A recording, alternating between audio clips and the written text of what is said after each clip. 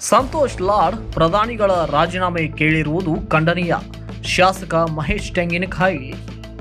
ಕಾಶ್ಮೀರದ ಪಹಲ್ಗಾಮ್ನಲ್ಲಿ ಪ್ರವಾಸಿಗರ ಮೇಲಿನ ಉಗ್ರರ ದಾಳಿಯನ್ನ ಇಡೀ ದೇಶ ಖಂಡಿಸಿದೆ. ಪಾಕಿಸ್ತಾನಕ್ಕೆ ತಕ್ಕ ಪಾಠ ಕಲಿಸಲು ಒಟ್ಟಾರೆ ಒತ್ತಾಯ ವ್ಯಕ್ತವಾಗುತ್ತಿದ್ದು, ಈ ನಿಟ್ಟಿನಲ್ಲಿ ಪ್ರಧಾನಿ ನರೇಂದ್ರ ಮೋದಿ ಪಾಕಿಸ್ತಾನ ವಿರುದ್ಧ ಕಠಿಣ ಕ್ರಮ ಕೈಗೊಳ್ಳಲು ಕೆಲಸ ಮಾಡುತ್ತಿದ್ದಾರೆ ಎಂದು ಶಾಸಕ ಮಹೇಶ್ ತೆಂಗಿನಕಾಯಿ ಹೇಳಿದರು. ಹುಬ್ಬಳ್ಳಿ ನಗರದಲ್ಲಿ ಇಂದು ನಡೆದ ಪತ್ರಿಕಾಗೋಷ್ಠಿಯಲ್ಲಿ ಮಾತನಾಡಿದ ಅವರು, ಪಹಲ್ಗಾಮ್ ದಾಳಿ ದೇಶದಾದ್ಯಂತ ಚರ್ಚೆಯ ವಿಷಯವಾಗಿದ್ದು, ಮೃತರ ಸ್ಮರಣಾರ್ಥ ಕಾರ್ಯಕ್ರಮಗಳು ನಡೆಯುತ್ತಿವೆ ಎಂದು ಹೇಳಿದರು. ಪ್ರಧಾನಿಯ ನಿರ್ದಯಗಳಿಗೆ ವಿರೋಧ ಪಕ್ಷದ ನಾಯಕರು ರಾಹುಲ್ ಗಾಂಧಿ ಮತ್ತು ಮಲ್ಲಿಕಾರ್ಜುನ ಖರ್ಗೆ ಕೂಡ ತಮ್ಮ ಬೆಂಬಲ ಸೂಚಿಸಿದ್ದಾರೆ. ಆದರೆ ಸಚಿವ ಸಂತೋಷ್ ಲಾಡ್ ಪ್ರಧಾನಿಯ ರಾಜೀನಾಮೆ ಕೇಳಿರುವುದು ಖಂಡನೀಯ ಎಂದು ಟೀಕಿಸಿದರು. ಸಂತೋಷ್ ಲಾಡ್ ಮತ್ತು ಕೆಲವು ಕಾಂಗ್ರೆಸ್ ವಕ್ತಾರರು ದೇಶದ ಸೈನ್ಯದ ಮೇಲೆ ಸಂಶಯ ವ್ಯಕ್ತಪಡಿಸಿದ್ದಾರೆ. ಕಾಶ್ಮೀರದ ಸಮಸ್ಯೆಯ ನಿಜ ಸ್ಥಿತಿಯನ್ನ ಅವರಿಗೆ ಅರ್ಥ ಮಾಡಿಕೊಳ್ಳಬೇಕಾಗಿದ್ದು, ಕಾಶ್ಮೀರದ ಸಮಸ್ಯೆಗೆ ಮೂಲ ಕಾರಣವನ್ನ ಕಂಡರೆ ಅದು ನೆಹರು ಅವರ ಕಾಲದಲ್ಲಿ ಬಿತ್ತಲಾಯಿತು. ಇಂದು ಪ್ರಧಾನಿ ಮೋದಿ ಆ ಭಾಗದಲ್ಲಿ ಆರ್ಟಿಕಲ್ 370 ರದ್ದು ಮಾಡಿ ಶ್ರೇಷ್ಠ ಅಭಿವೃದ್ಧಿಗೆ ದಾರಿ ಮಾಡಿಕೊಟ್ಟಿದ್ದಾರೆ. ಪ್ರವಾಸಿಗರ ಸಂಖ್ಯೆ ಹೆಚ್ಚಾಗಿದೆ, ಅಭಿವೃದ್ಧಿ ಚಟುವಟಿಕೆಗಳು ಸಕ್ರಿಯವಾಗಿದ್ದು, ಇದನ್ನು ಸಹಿಸದ ಭಯೋತ್ಪಾದಕರು ದಾಳಿಗೆ ಮುಂದಾಗಿದ್ದಾರೆ ಎಂದು ಹೇಳಿದರು. ಈ ಹಿಂದೆ ಭಯೋತ್ಪಾದಕ ದಾಳಿಗಳ ಸಂದರ್ಭದಲ್ಲಿ ಭಾರತ ಇತರೆ ದೇಶಗಳ ಸಹಾಯಕ್ಕೆ ಅವಲಂಬಿತವಾಗಿತ್ತು. ಆದರೆ ಇಂದು ಭಾರತ ಸ್ವತಃ ಬಲಿಷ್ಠ ರಾಷ್ಟ್ರವಾಗಿ ಇತರರು ಸಹಾಯ ಕೇಳುವ ಮಟ್ಟಿಗೆ ಬದಲಾಗಿದೆ ಎಂದು ಮಹೇಶ್ ತೆಂಗಿನಕಾಯಿ ಹೇಳಿದ್ದಾರೆ. ಸಂತೋಷ್ ಲಾಡ್ ಅವರು ಕಾಂಗ್ರೆಸ್ ಆಡಳಿತದ 2004ರಿಂದ 2014 ಅವಧಿಯ ಭಯೋತ್ಪಾದಕ ದಾಳಿಗಳ ದಾಖಲೆಗಳನ್ನು ಅಧ್ಯಯನ ಮಾಡಿ ಹೀಗೊಂದು ಹೋಲಿಕೆ ಮಾಡಲು ಬರಬೇಕು. ದೆಹಲಿ, ವಾರಣಾಸಿ, ಮುಂಬೈ, ಹೈದರಾಬಾದ್, ಜೈಪುರ್, ಅಹಮದಾಬಾದ್, ಪುಣೆ ಮುಂತಾದ ಕಡೆಗಳಲ್ಲಿ ನಡೆದ ಭೀಕರ ದಾಳಿಗಳಿಂದ ನೂರಾರು ಜನ ಪ್ರಾಣ ಕಳೆದುಕೊಂಡಿದ್ದರು ಎಂದು ಉಲ್ಲೇಖಿಸಿದರು. ಸಂತೋಷ್ ಲಾಡ್ ಅವರಿಗೆ ರಾಹುಲ್ ಗಾಂಧಿಯವರ ನಾಯಕತ್ವ ತೃಪ್ತಿ ತರದಿದ್ದರೆ ಅವರೇ ಕೇಂದ್ರದ ವಿರೋಧ ಪಕ್ಷದ ನಾಯಕನಾಗಿ ಕೆಲಸ ಮಾಡಲಿ, ತಮ್ಮ ಜಾಣ್ಮೆ ಅಲ್ಲಿ ಉಪಯೋಗಿಸಿಕೊಳ್ಳಲಿ ಎಂದು ವ್ಯಂಗ್ಯವಾಡಿದರು. Bureau report, Kannada Janasri news, Hubballi. ಮೊನ್ನೆ ನಡೆದಿರ್ತಕ್ಕಂಥ ಪಹಲ್ಗಾಮ್ ದಾಳಿ ಬಗ್ಗೆ ಸಾಕಷ್ಟು ಚರ್ಚೆಗಳು ಇವತ್ತು ನಡೀತಾ ಇದ್ದಾವೆ. ಒಂದು ಕಡೆ ಇಡೀ ದೇಶ ಇದನ್ನು ವಿರೋಧ ವ್ಯಕ್ತಪಡಿಸುವಂಥ ನಿಟ್ಟಿನಲ್ಲಿ ಎಲ್ಲ ಕಡೆ ಹೇಳಿಕೆಗಳು ಬರ್ತಾ ಇದ್ದಾವೆ. ಈ ಸಂದರ್ಭದಲ್ಲಿ ನಿಧನ ಹೊಂದಿರತಕ್ಕಂಥವ್ರಿಗೆ ಶ್ರದ್ಧಾಂಜಲಿ ಕಾರ್ಯಕ್ರಮಗಳು ನಡೀತಾ ಇದ್ದಾವೆ. ದೇಶದ ಪ್ರಧಾನಮಂತ್ರಿಗಳಾಗಿರ್ತಕ್ಕಂಥ ನರೇಂದ್ರ ಮೋದಿಯವರು ಈ ಭಯೋತ್ಪಾದಕರ ದಾಳಿಯನ್ನು ಖಂಡಿಸಿ ಯಾವ ರೀತಿಯಾದಂಥ ಕ್ರಮಗಳನ್ನು ಭಾರತ ಸರ್ಕಾರ ತೆಗೆದುಕೊಳ್ಬೇಕಂತ ನಿಟ್ಟಿನಲ್ಲಿ ಈಗಾಗಲೇ ಅನೇಕ ಪಾಕಿಸ್ತಾನದ ವಿರುದ್ಧ ಕಠಿಣ ಕ್ರಮಗಳನ್ನು ತೆಗೆದುಕೊಂಡು ನಿರ್ಧಾರವನ್ನು ಕೂಡ ಪ್ರಕಟಣೆಯನ್ನು ಮಾಡಿದ್ದಾರೆ. ಅದರ ಜೊತೆಗೆ ವಿರೋಧ ಪಕ್ಷದ ನಾಯಕರು ಕೂಡ ರಾಹುಲ್ ಗಾಂಧಿಯವರಾಗಲಿ ಮಲ್ಲಿಕಾರ್ಜುನ್ ಖರ್ಗೆ ಅವರಾಗಲಿ ದೇಶ ತೆಗೆದುಕೊಳ್ತಕ್ಕಂಥ ನಿರ್ಣಯಕ್ಕೆ ನಾವು ಯಾವಾಗಲೂ ಸಹಭಾಗಿತ್ವವನ್ನು ಇದ್ದೇವೆ, ನಿಮ್ಮ ಜೊತೆ ಇದ್ದೇವೆ ಅಂತಕ್ಕಂಥ ಮಾತನ್ನು ಕೂಡ ಒಂದು ಕಡೆ ಹೇಳುವಂಥದ್ದನ್ನು ಆಗಿದೆ. ಆದರೆ ನಿನ್ನೆಯ ದಿವಸ ಕರ್ನಾಟಕದ ಸಚಿವರಾಗಿರ್ತಕ್ಕಂಥ ಮಾನ್ಯ ಸಂತೋಷ್ ಲಾಡ್ ಅವರು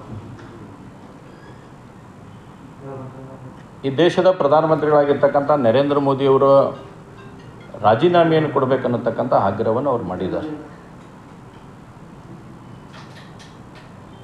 ಇನ್ನೊಬ್ಬ ಕಾಂಗ್ರೆಸ್ಸಿನ ವಕ್ತಾರರಾದಂಥವರು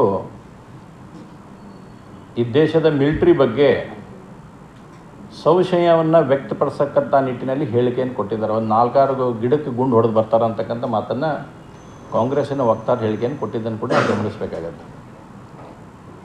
ಇವತ್ತು ಈ ಒಟ್ಟು ಕಾಶ್ಮೀರದ ಸಮಸ್ಯೆಗೆ ಮಾನ್ಯ ಸಂತೋಷ್ ಲಾಡ್ ಅವರು ಅರ್ಥ ಮಾಡ್ಕೋಬೇಕು. ಈ ಒಟ್ಟು ಕಾಶ್ಮೀರ ಸಮಸ್ಯೆಗೆ ಮೂಲ ಕಾರಣ ಯಾರು ಅನ್ನುವಂಥದ್ದನ್ನು ಒಮ್ಮೆ ಕೂತ್ಕೊಂಡು ನಿಮ್ಮಷ್ಟಕ್ಕೆ ನೀವು ಒಂದು ಸಲ ಯಕ್ಷ ಪ್ರಶ್ನೆ ತಮ್ಮ ಮುಂದೆ ಹಾಕ್ಕೊಳ್ರಿ.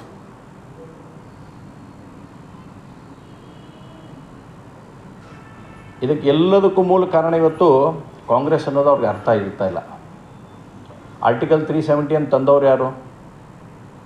ಸನ್ಮಾನ್ಯ ರಾಹುಲ್ ಗಾಂಧಿಯವರ ಮುತ್ತಾತಾಗಿರ್ತಕ್ಕಂಥ ನೆಹರು ಅವರ ಕೃಪಾಶೀರ್ವಾದದಿಂದ ಇವತ್ತೇನಾದರೂ ಈ ಸಮಸ್ಯೆ ಭಾರತದಲ್ಲಿ ಐತಿ, ಕಾಶ್ಮೀರದಲ್ಲಿ ಸಮಸ್ಯೆ ಐತಿ ಅಂದರೆ ಇದಕ್ಕೆ ಸಂಪೂರ್ಣವಾಗಿ ನೇರವಾಗಿ ಹೊಣೆಗಾರಾಗ್ತಕ್ಕಂಥದ್ದು ಅವರೇ. ಇವೆಲ್ಲ ಕಾರಣನ ಇಟ್ಕೊಂಡು ಇವತ್ತು ಇಷ್ಟೆಲ್ಲ ಸಮಸ್ಯೆಗಳು ತಾವೇ ಮಾಡಿದ್ದಿದ್ರೂ ಕೂಡ ಇವತ್ತು ನರೇಂದ್ರ ಮೋದಿಯವರು ಭಾಳ ವ್ಯವಸ್ಥಿತವಾಗಿ ಅದನ್ನು ಬಂದ್ ಮಾಡುವಂಥ ನಿಟ್ಟಿನಲ್ಲಿ ಏನು ಮಾಡಬೇಕು ಆ ಎಲ್ಲ ಕಾರ್ಯಗಳನ್ನು ಭಾಳ ವ್ಯವಸ್ಥಿತವಾಗಿ ಮಾಡುವಂಥದ್ದು ಆಗ್ತಾಯಿದೆ. ಆರ್ಟಿಕಲ್ 370 ತೆಗೆದು ಹಾಕಿದ ಮೇಲೆ ಕಾಶ್ಮೀರದ ಪರಿಸ್ಥಿತಿ ಯಾವ ರೀತಿ ಇವತ್ತು ಅದ್ಭುತವಾಗಿರ್ತಕ್ಕಂಥ ಬೆಳವಣಿಗೆ ಆಗ್ತಿರ್ತಕ್ಕಂಥ ಸಂಗತಿಯನ್ನು ನಾವು ಕಂಡಿದ್ದೇವೆ. ಇವತ್ತು ಟೂರಿಸ್ಟ್ಗಳು 1:3, 1:4 ಹೆಚ್ಚಿಗೆ ಆಗ್ತಕ್ಕಂಥ ನಿಟ್ಟಿನಲ್ಲಿ ಭಾಳ ದೊಡ್ಡ ಪ್ರಮಾಣದಲ್ಲಿ ಇವತ್ತು ಟೂರಿಸ್ಟ್ ಹೋಗ್ತಾ ಇದ್ದಾರೆ. ಅಭಿವೃದ್ಧಿ ಕಾರ್ಯಗಳು ಇವತ್ತಲ್ಲಿ ಅದ್ಭುತವಾಗಿ ನಡೆಯುವಂಥದ್ದನ್ನು ಪ್ರಗತಿಯಲ್ಲಿ ಕಾಣ್ತಾ ಇದ್ದೇವೆ. ಇವನ್ನೆಲ್ಲವನ್ನು ಕೂಡ ಸಹಿಸಲಾರ್ದಿರ್ತಕ್ಕಂಥ ಇಸ್ಲಾಮಿಕ್ ಟೆರರಿಸಮ್ ಅಂತಕ್ಕಂಥದ್ದನ್ನು ಇದ್ರ ಬಗ್ಗೆ ಲಾಡೋರು ಮಾತಾಡಬೇಕಾಗತ್ತೆ. ನಿನ್ನೆ ನೀವು ಮಾತಾಡ್ತಾ ಹೇಳಿದ್ರಿ ಮುಸ್ಲಿಂ ಅಂತೇಳಿ ಬಿ ಜೆ ಪಿಯವರು ಪಠಿಸ್ತಾರ ಅಂತೇಳಿ, ಹಿಂದೂಗಳು ಅನ್ನುವಂಥಕ್ಕಂಥದ್ದನ್ನು ಬಿ ಜೆ ಪಿಯವ್ರಿಗೆ ಹಿಂದೂ ಮುಸ್ಲಿಂ ಅನ್ನುವಂಥದ್ದನ್ನು ನಾನು ಲಾಡೋರು ಕೇಳೋಕ್ಕೆ ಇಚ್ಛೆಪಡ್ತೀನಿ. ನಿಮ್ಮ ನಾಯಕರಾಗಿರ್ತಕ್ಕಂಥ ರಾಹುಲ್ ಗಾಂಧಿಯವರ ಮುತ್ತಾತವರು ಮಾಡಿರ್ತಕ್ಕಂಥ ಒಂದು ತಪ್ಪು ಧೋರಣೆಯಿಂದ ಇವತ್ತು ನಾವು ಇವನ್ನೆಲ್ಲವನ್ನು ಕೂಡ ಅನುಭವಿಸ್ತಕ್ಕಂಥ ಪರಿಸ್ಥಿತಿಗೆ ಬಂದಿದ್ದೇವೆ. ನಿಮ್ಮ ಕಾಂಗ್ರೆಸ್ಸಿನ ಹಿಂದಿನ ಪ್ರಧಾನಮಂತ್ರಿಗಳಾಗಿರ್ತಕ್ಕಂಥ ಮನಮೋಹನ್ ಸಿಂಗ್ ಅವರು, ಸೋನಿಯಾ ಗಾಂಧಿಯವರು ಯಾರ ಜೊತೆ ಕೂತ್ಕೊಂಡು ನೀವು ಭಾಷಣ ಮಾಡಿದ್ರಿ? ಇದನ್ನ ಯಾವ ವ್ಯಕ್ತಿ ಜೊತೆ ಕೂತ್ಕೊಂಡು ನಿಮ್ಮ ಯಾವ ಸಪ್ರೇಟಿಸ್ಟ್ ಅಂತಂದು ಹೇಳ್ತೇವೆ, ಇವ್ರಿಗೆ ಫಂಡಿಂಗ್ ಎಲ್ಲಿಂಗ್ ಆಗ್ತಾಯಿತ್ತು, ಯಾರು ಫಂಡಿಂಗ್ ಮಾಡ್ತಾಯಿದ್ರು, ಇವ್ರ ಜೊತೆ ಕೂತ್ಕೊಂಡು ಮಾತಾಡ್ತಕ್ಕಂಥ ನೀವು ನರೇಂದ್ರ ಮೋದಿಯವ್ರಿಗೆ ಯಾವ ನೈತಿಕತೆಯಿಂದ ನೀವು ಇವತ್ತು ರಾಜೀನಾಮೆ ಕೇಳಕ್ಕೆ ಹೊಂಟಿದ್ದೀರಿ? ಇವತ್ತು ನರೇಂದ್ರ ಮೋದಿಯವರು ತೆಗೆದುಕೊಂಡಿರ್ತಕ್ಕಂಥ ನಿರ್ಣಯಕ್ಕೆ ಇಡೀ ಜಗತ್ತು ಇವತ್ತು ಪ್ರಶಂಸೆಯನ್ನು ಮಾಡ್ತಾಯಿದೆ. ಒಂದು ಕಾಲಿತ್ತು ಭಾರತದಾಗ ಹಿಂದೆ 2014ಕ್ಕಿಂತ ಮುಂಚೆ ಟೆರರಿಸ್ಟ್ ಅಟ್ಯಾಕ್ ಆದವು ಅಂತಂದ್ರೆ ಬೇರೆ ದೇಶದ ಬಾಗಿಲಿಗೆ ಹೋಗಿ ನಿಂತ್ಕೊಂಡು ನಾವು ಕೇಳುವಂಥ ದುರ್ದೈವದ ಪರಿಸ್ಥಿತಿ ಆವತ್ತಿನ ಸಂದರ್ಭ ಇದೆ. ಆದರೆ ಇವತ್ತು 2014ರಿಂದ 24ರವರೆಗೆ ಇವತ್ತಿನ 25ರವರೆಗೆ ತೆಗೆದುಕೊಂಡ್ರೆ ಯಾವುದಾದ್ರೂ ಟೆರರಿಸ್ಟ್ ಅಟ್ಯಾಕ್ ಆದರೆ ಎಲ್ಲ ದೇಶಗಳು ಭಾರತದ ಬೆಂಬಲಕ್ಕೆ ಬಂದು ನಿಲ್ತಕ್ಕಂಥ ಸಂಗತಿ ಇವತ್ತು ಒಂದು ಕಡೆ ಆಗಿದೆ ಅನ್ನುವಂಥದ್ದನ್ನು ಸನ್ಮಾನ್ಯ ಲಾಡೋರು ಅರ್ಥ ಮಾಡ್ಕೊಳ್ಬೇಕು. ಇವತ್ತು ಇದೇ ಕಾಶ್ಮೀರದಲ್ಲಿ ನೀವು 2014ಕ್ಕಿಂತ ಮುಂಚೆ ತೆಗೆದುಕೊಂಡ್ರೆ ಪ್ರತಿನಿತ್ಯ ಕಾಶ್ಮೀರದಲ್ಲಿ ಗಲಭೆಗಳನ್ನು ನಾವು ಕಾಣ್ತಾ ಇದ್ವಿ. ಸೈನಿಕರ ಮೇಲೆ ನಿತ್ಯ ನಿರಂತರವಾಗಿ ಕಲ್ಲೆಸೆಯತಕ್ಕಂಥ ಕಾರ್ಯಕ್ರಮ ದಿನನಿತ್ಯ ಇರ್ತಿತ್ತು. ಇದಕ್ಕೆ ಯಾರು ಫಂಡಿಂಗ್ ಮಾಡ್ತಿದ್ರು, ಏನು ಮಾಡ್ತಿದ್ರು ಅನ್ನೋಂಥದ್ದು ಇವತ್ತೆಲ್ಲ ಇಡೀ ಜಗತ್ತು ಜಾಹೀರಾಗಿರ್ತಕ್ಕಂಥ ಸಂಗತಿಗಳಿದ್ದಾವೆ. ಯಾವ ಮಕ್ಕಳು ಓದಬೇಕಾಗಿತ್ತು, ಶಿಕ್ಷಣವನ್ನು ಪಡಿಬೇಕಾಗಿತ್ತು, ಆ ಮಕ್ಕಳ ಕೈಯಲ್ಲಿ ಕಲ್ಲು ಕೊಟ್ಟು ಕಲಿಸ್ತವ್ರು ಯಾರು? ಇವತ್ತು ಮೋದಿ ಸರ್ಕಾರ ಬಂದ ಮೇಲೆ ಆ ಕಲ್ಲುಗಳನ್ನು ಕೈಯಿಂದ ಇಸ್ಕೊಂಡು ಅವರು ಪೆನ್ ಕೊಟ್ಟು ಅವ್ರಿಗೆ ಶಿಕ್ಷಣದ ವ್ಯವಸ್ಥೆಯನ್ನು ಕೊಡೋ ಮುಖಾಂತರ ಬಹುದೊಡ್ಡದಾಗಿರ್ತಕ್ಕಂಥ ಪರಿವರ್ತನೆಯನ್ನು ತರಕೊಂಡವ್ರು ಸನ್ಮಾನ್ಯ ನರೇಂದ್ರ ಮೋದಿಯವರು ಅನ್ನೋವಂಥದ್ದನ್ನು ಲಾಡೋರು ತಿಳ್ಕೋಬೇಕು. ಅಂಕಿಅಂಶಗಳನ್ನು ಬಗ್ಗೆ ನೀನು ಕೇಳಿದ್ರು, ಈ ದೇಶದಲ್ಲಿ ನರೇಂದ್ರ ಮೋದಿಯವರು ಬಂದ ಮೇಲೆ ಏನಾಗೈತಿ ಅಂತ. ಪೂರ್ತಿ ಸುದ್ದಿ ಅಥವಾ ಸ್ಪೆಷಲ್ ವಿಡಿಯೋಗಳನ್ನು ನೋಡಲು ಹಿಂದೆ ನಮ್ಮ ಕನ್ನಡ ಜನಶ್ರೀ ಯೂಟ್ಯೂಬ್ ಚಾನೆಲ್ ಅನ್ನ ನೋಡಿ, ಜೊತೆಗೆ ಲೈಕ್, ಶೇರ್, ಸಬ್ಸ್ಕ್ರೈಬ್ ಮಾಡುವುದರ ಮೂಲಕ ನಮ್ಮನ್ನ ಪ್ರೋತ್ಸಾಹಿಸಿ.